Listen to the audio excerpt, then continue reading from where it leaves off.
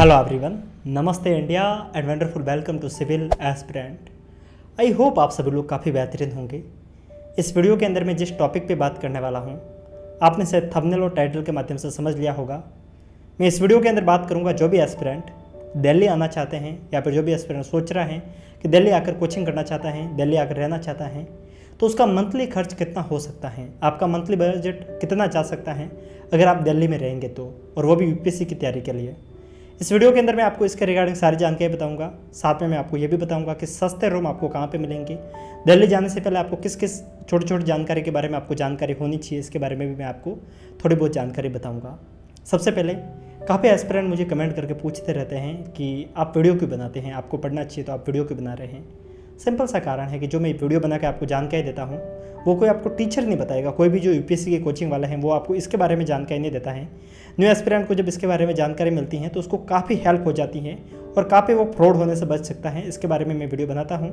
दूसरा कारण ये है कि जब मैं वीडियो बनाता हूँ तो मुझे यूट्यूब के माध्यम से आर्थिक सहायता मिलती है, जो कि मुझे अपनी एस्पिरेंट लाइफ को जीने के लिए बहुत ज़्यादा ज़रूरी है।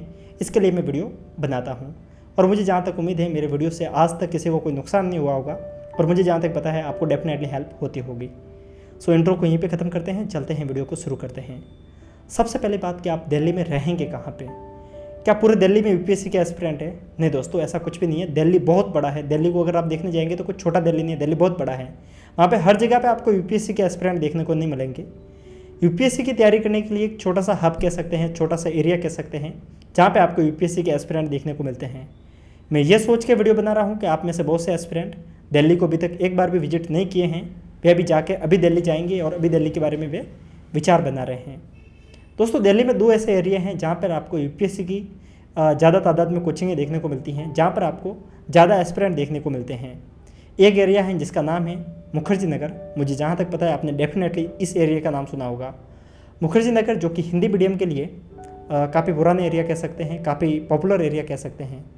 साथ में एक एरिया है जिसका नाम है ओल्ड राजेंद्र नगर, करोल बाग भी कहते हैं कुछ लोग इसको, ओल्ड राजेंद्र नगर, जहाँ पे आपको इंग्लिश मीडियम के सभी एस्पिरेंट देखने को मिलते हैं, जहाँ पे आपको इंग्लिश मीडियम की सभी कोचिंगें देखने को मिलती हैं। आपने जितने भी हिंदी मीडियम की कोचिंगों के नाम सुने होंगे, जितनी भी कोचिंगें, मैं किसी का भी नाम नहीं लूँगा क्योंकि सभी बहुत सारी कोचिंगें हैं, वे सारी कोचिंगें आपको मुखर्जी नगर में देखने को मिल जाएगी। उन सभी का ऑफिस आपको मुखर्जी नगर में देखने को मिल जाएगा। मैं साथ में थोड़ी बहुत स्लाइड के माध्यम से भी आपको बताऊँगा। मुखर्जी नगर में क्लासेज नेहरू विहार में लगती हैं और अगर आप रहना चाहते हैं तो आपको रूम, अगर आप कोचिंग करना चाहते हैं तो आप मुखर्जी नगर के आसपास में रह सकते हैं। आप मुखर्जी नगर में भी रह सकते हैं और थोड़ी सी डिस्टेंस बनाकर भी रह सकते हैं, लेकिन ज़्यादा डिस्टेंस होगी तो आपको टाइम ट्रैवलिंग में काफ़ी टाइम लग सकता है और आपका जो पैसा बचेगा वो आपको ओवरऑल टाइम वेस्ट के रूप में ज़्यादा ओवरऑल आपको काफ़ी नुकसान कर सकता है। अगर आप मुखर्जी नगर के आसपास में रहते हैं, मुखर्जी नगर या फिर नेहरू विहार के आसपास में रहते हैं, तो आपका मंथली खर्च करीब करीब 7 से 8 हज़ार में आपको रूम मिल सकता है। वहाँ पे 7-8 हज़ार कह सकते हैं, करीब 6 से 8 हज़ार के बीच में आपको वहाँ पे रूम मिल सकता है। अगर आप शेयरिंग में रहते हैं तो, अगर आप सिंगल रहेंगे तो आपको करीब 8 से 9 हज़ार तक भी जा सकता है। वो डिपेंड करता है कि आप किस फैसिलिटी में रूम लेना चाहते हैं। अगर आप नॉर्मल ऐसे ही रूम लेते हैं जिसके अंदर आपको एसी की कोई रिक्वायरमेंट नहीं है, आप नॉर्मल रूम चाहते हैं जिसके अंदर लाइटिंग हो और अगर लक हो तो आपको बेड मिल जाए, अदरवाइज आप नीचे सो सकते हैं, तो आपको ऐसा रूम करीब 6 हज़ार के आसपास में भी दिल्ली में मिल सकता है। दिल्ली में नहीं, मुखर्जी नगर में मिल सकता है, क्योंकि जो करोल बाग राजेंद्र नगर है उसका प्राइस अपेक्षाकृत ज़्यादा है। इसके पीछे एक मेरा जो कारण है, जो मैं सोचता हूँ, जितना मैं समझ पा रहा हूँ, इसके पीछे एक ही कारण है कि यूजुअली ये मैं ऐसा समझता हूँ, हो सकता है कि मेरी सोच आपसे थोड़ी सी डिफरेंट हो। मैं ऐसा सोचता हूँ कि जो हिंदी मीडियम के स्टूडेंट होते हैं वो यूजुअली मिडिल क्लास फैमिली से होते हैं। मैं सभी की बात नहीं कर रहा हूँ, मैं यूजुअली मतलब ज़्यादातर एस्पिरेंट होते हैं तो मुखर्जी नगर में रहते हैं, तो उनको ज़्यादातर फैसिलिटी की इतनी रिक्वायरमेंट नहीं होती है। वे किसी भी थोड़ा बहुत स्ट्रगल करते हैं, बिना कंफर्ट जोन में भी रह सकते हैं। करोल बाग राजेंद्र नगर में रहने वाला एस्पिरेंट इंग्लिश मीडियम से हैं और इंग्लिश मीडियम के एस्पिरेंट यूजुअली एक हायर या रिच फैमिली से आते हैं, और जिसके कारण वे एक अच्छे कंफर्ट जोन की रिक्वायरमेंट रहती हैं। और वहाँ पे आपको जो रूम भी मिलेंगे, जो राजेंद्र नगर करोल बाग में जो रूम मिलेंगे आपको, वो मैक्सिमम एसी वाले रूम मिलेंगे आपको, मैक्सिमम फुल फर्निश्ड रूम मिलेंगे। मतलब ओवरऑल आपको वहाँ पे फैसिलिटी काफ़ी अच्छी मिलती हैं ज़्यादातर वहाँ पे जितने भी रूम देखने को मिलेंगे। इसके कारण वहाँ की फीस ज़्यादा रहती हैं। करोल बाग की फीस थोड़ी सी ज़्यादा है मुखर्जी नगर की तुलना में। अगर आप मुखर्जी नगर में रहते हैं और अगर आप सिंगल में रूम रहते हैं तो प्राइस ज़्यादा होती है, डबल में रहते हैं, शेयरिंग में रहते हैं तो रूम की प्राइस कम हो जाती है। अगर आप पीजी में रहते हैं तो आपकी जो प्राइस रहता है, अगर आप सिंगल व्यक्ति का प्राइस जाएगा वो करीब 6 से 8 हज़ार के बीच में जा सकता है। और बाकी डिपेंड करता है आपकी फैसिलिटी पे, वो करीब 12 से 13 हज़ार तक भी जा सकता है। और कुछ एस्पिरेंट वहाँ पे फ्लैट लेके भी रहते हैं मुखर्जी नगर के आसपास में। अगर आप फ्लैट लेके रहते हैं तो आपको फ्लैट करीब फ्लैट में 2-3 जने रहते हैं तो करीब वो 20 हज़ार के आसपास पड़ जाता है, 20-22 हज़ार के आसपास, जिसके अंदर आप 3 से 4 जने भी रह सकते हैं आराम से। सो ये सारी सुविधा रहती है मुखर्जी नगर में। अब बात रहती है सस्ते रूम आपको मुखर्जी नगर के आसपास में कहाँ मिलेंगे।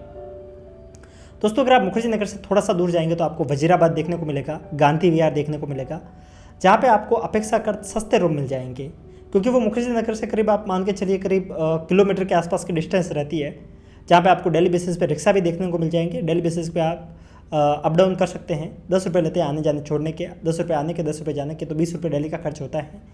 तो आप वहाँ पे रहेंगे तो आपको थोड़े से सस्ते रूम मिल जाएंगे। करीब आपको वहाँ पे 5 हज़ार के आसपास में भी रूम देखने को मिल जाएगा, 4 हज़ार के आसपास में भी रूम देखने को मिल जाएगा। वो डिपेंड करता है कि आप कितना दूर और किस एरिया में और कैसा रूम ले रहे हैं। सो ये ओवरऑल आपको मोटा मैंने खर्च बता दिया है। जब बात आती है गर्ल्स एस्पिरेंट की, तो गर्ल्स एस्पिरेंट यूजुअली एक सिक्योरिटी को लेकर ऐसे ही हल्के एरिया में नहीं रहती हैं। उनको एक ऐसा एरिया चाहिए जहाँ पे ज़्यादा स्टूडेंट हो, तो वे मुखर्जी नगर में रहना ज़्यादा प्रेफर करती हैं। और गर्ल्स के रूम ऐसा नहीं होता कि किसी भी खोपचे में बना दिया जाए, फुल पीजी होता है या फिर कुछ अच्छी जगह पे होते हैं। तो गर्ल्स के रूम अपेक्षाकृत बॉयज़ से थोड़े महंगे होते हैं, इस बात को आपको समझना होगा। गर्ल्स के रूम थोड़े से महंगे होते हैं। अब मैंने थोड़ी सी ज़्यादा डिटेल में बात की इसके अंदर, करोल बाग के अंदर, इसी बात को मैं थोड़ा सा कम में करूँगा। करोल बाग अगर आप रहते हैं सिंगल रूम लेंगे तो अभी वहाँ पे इतनी भगदड़ मची हुई है, इतनी भीड़ भड़ाका हो रखा है वहाँ पे, क्योंकि रिजल्ट अभी आया है। सभी एस्पिरेंट को अभी न्यू IAS बनना है, तो सभी लोग दिल्ली जा रहे हैं। अभी वहाँ पे मैं आपको करंटली बताऊँ तो आपको ठीक ठाक रूम करीब 13 से 15 हज़ार के बीच में मिलेगा सिंगल के लिए।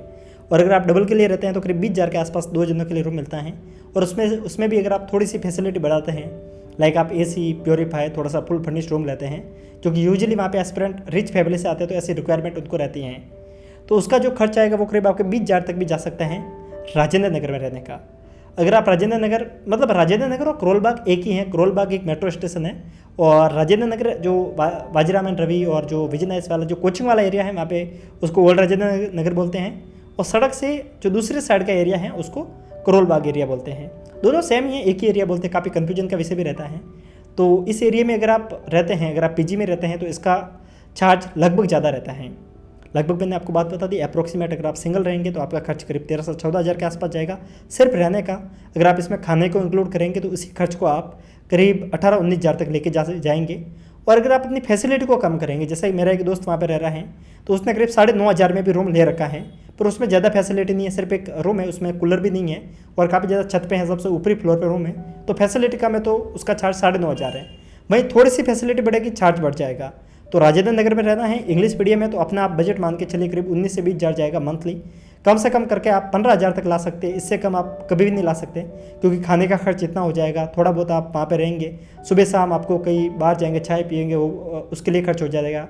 कभी जूस का खर्च हो जाएगा, कभी आपको बुक्स वगैरह लानी रहेगी, कॉपियाँ लानी रहेगी, तो करीब आप 15 से 20 हज़ार बांध सकते हैं। मुखर्जी नगर में आप 10 से 15 हज़ार बांध सकते हैं। यह आपका खर्च रहेगा खाने वगैरह सबको इंक्लूड करके। अगर आप राजेंद्र नगर में चाहते हैं कि थोड़ा सा दूर रूम लेंगे, लाइक पटेल नगर के आसपास में, थोड़ी सी वो डिस्टेंस बढ़ जाती है, पर वहाँ पे आपको सस्ते रूम मिल जाएंगे। अपेक्षाकृत करीब आप मान के चलिए 3-4 हज़ार रुपये कम पे वहाँ पे रूम मिल जाएगा। अब बात रहती है क्या दिल्ली आना ज़रूरी है। दोस्तों मैंने आपको रिसेंटली भी बहुत से टॉपर का रिजल्ट एनालाइज करके बताया था। बहुत से टॉपर ऐसे भी हैं जो कभी दिल्ली गए ही नहीं। आपने IAS सृष्टि देशमुख का नाम सुना होगा। इन्होंने अपनी सारी कोचिंग भोपाल से की थी। IAS कनिष्क कटारिया, इन्होंने सारी कोचिंग अपनी जयपुर से की थी। जयपुर से कोचिंग मतलब टेस्ट सीरीज वगैरह यहीं से दी थी, यहीं पे रहकर उन्होंने पढ़ाई की थी। बहुत से ऐसे IAS ऑफिसर हैं जो दिल्ली जाते ही नहीं हैं, अपने होम डिस्ट्रिक्ट में रहते हैं, अपने कैपिटल डिस्ट्रिक्ट में रहते हैं और वहाँ रह के वे तैयारी करते हैं और सक्सेसफुल हो जाते हैं। क्या दिल्ली में रहकर सेल्फ स्टडी करना सेफ रहेगा? मैं मानता हूँ ये एक आपके ऊपर डिपेंड करता है कि आपके पास में कितना फाइनेंशियल सपोर्ट है। मैं मानता हूँ कि अगर आपकी स्थिति अच्छी नहीं है तो आप दिल्ली आकर सिर्फ सेल्फ स्टडी करना चाहते हैं, तो मैं मानूंगा कि आपका एक समझदारीपूर्ण डिसीजन नहीं है। क्योंकि अगर आपको माहौल चाहिए कि आपको एक UPSC वाला माहौल चाहिए, तो दोस्तों आप ट्राई कीजिए कि अपनी कैपिटल जो भी है आपके स्टेट की कैपिटल डिस्ट्रिक्ट है वहाँ जाइए। वहाँ पे आपको लगभग हर कैपिटल सिटी में UPSC की कोचिंगें मिलती हैं, उसके आसपास में रहिए।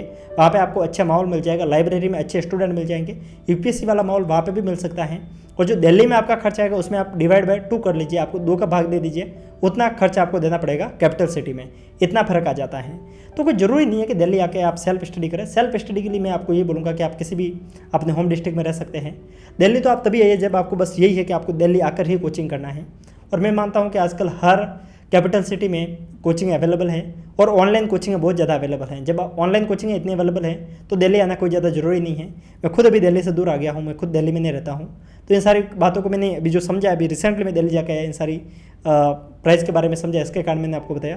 जाते वक्त एक छोटी सी सलाह दूंगा, जिससे आप अगर बचेंगे तो आपका काफ़ी पैसा बच जाएगा। करीब 8 से 9 हज़ार 10 हज़ार तक आप अपना पैसा बचा लेंगे। वो कैसे? जैसे आप दिल्ली जाएंगे, कोचिंगों के आसपास में आपको बहुत सारे ब्रोकर्स मिलेंगे। ब्रोकर्स मीन्स वे लोग जो आपको बोलेंगे आपको रूम चाहिए तो आइए हम आपको रूम दिखाते हैं। वो आपको रूम दिखाएंगे। अगर आपको रूम पसंद आता है तो रूम का जितना चार्ज होगा, माना 15,000 रुपये रूम का चार्ज है, तो 21 दिन का किराया, मतलब कि आप 21 दिन का जितना किराया होता है वो सिर्फ रूम दिखाने का लेंगे, जिसको ब्रोकर चार्ज बोला जाता है। दूसरी एक गलती ये भी करते हैं, आजकल यूट्यूब पे मैं देखता हूँ बहुत से लोग वीडियो बनाते हैं, माइक लेकर किसी भी पीजी में चले जाते हैं, पीजी के वीडियो बनाते हैं। आपको लगता है कि एक हॉनेस्टी के साथ में वीडियो बनाया जाता है। यूजुअली वो एक ब्रोकर्स के द्वारा वीडियो बनाया जाता है। जब भी आप उनको कॉल करते हैं तो वो भी आपसे ब्रोकर चार्ज मांगते हैं। तो इनसे बेटर है कि आप खुद जाकर एक बार ढूंढिएगा, आपको रूम मिल जाएगा। एक दिन की 2-3 घंटे की विजिट में रूम मिल सकता है, और अदरवाइज आपके किसी दोस्त से बात कर सकते हैं। और एक ये भी रास्ता रहता है कि जब ब्रोकर से बात करें तो आप उनके कहिए कि आप इतना ही ब्रोकर चार्ज देंगे, मतलब अगर वो आपको 21 दिन का बोले तो आप बताइए कि आप 10 दिन का या फिर 12-13 दिन का देंगे, तो वो मान जाएंगे। क्योंकि ओवरऑल ब्रोकर ज़्यादा है, रूम कम है, स्टूडेंट मतलब उस हिसाब से कंपटीशन बना हुआ है, तो थोड़ी सी जिद करेंगे तो आपको वहाँ पे फ़ायदा हो सकता है। इन छोटी छोटी चीज़ों को ध्यान में रखेंगे तो आपको एक शानदार रूम कम पैसों में बेहतरीन फैसिलिटी के साथ में मिल जाएगा। दिल्ली हो चाहे मुखर्जी नगर हो चाहे राजेंद्र नगर हो। मुझे उम्मीद है इस वीडियो को देखने के बाद में आपको डेफिनेटली हेल्प हुई होगी। डिस्क्रिप्शन में मैंने जो टेक्स्ट बुक की लिंक दी है उसको जाकर विजिट जरूर करना, क्योंकि 7 दिन के लिए फ्री एक्सेस मिल रहा है। क्या पता आपको वहाँ से बहुत कुछ सीखने को मिल जाए, और क्या पता अगर आपको वो कोचिंग पसंद आए तो आप उसको खरीद भी सकते हैं। जाइए और विजिट कीजिए। मुझे जहाँ तक पता है इस वीडियो को देखने के बाद में आप में से बहुत से न्यू एस्पिरेंट को हेल्प हुई होगी। अगर आपको भी ऐसा लगता है, लाइक बटन आपका है। आपकी जो भी मनोदशा है इस वीडियो के बारे में कमेंट कीजिएगा। अगर आपको यूपीएससी के नोट्स वगैरह इसकी रिक्वायरमेंट है तो आप डिस्क्रिप्शन को विजिट कीजिएगा, जहाँ पे आपको हमारे टेलीग्राम ग्रुप की लिंक मिलेगी। टेलीग्राम के माध्यम से आप बहुत सारे न्यू अपडेट भी पा सकते हैं। बुक्स वगैरह मंगवाना चाहते हैं, दिल्ली बिना आए बुक्स मंगवाना चाहते हैं तो नीचे मैं आपको बुक शॉप वाला के नंबर दे दूंगा। ओवरऑल सारी फैसिलिटी आपको कमेंट बॉक्स में मिल जाएगी। कमेंट बॉक्स विजिट कीजिएगा। मिलते हैं ऐसे ही किसी इन्फॉर्मेटिव वीडियो के साथ में इसी प्लेटफॉर्म पे किसी और दिन, किसी और रोज़, किसी और टॉपिक के साथ में। तब तक के लिए हंसते रहिए, मुस्कुराते रहिए, साथ साथ में पढ़ते भी रहिए। फिर मिलेंगे, तब तक के लिए जय हिंद।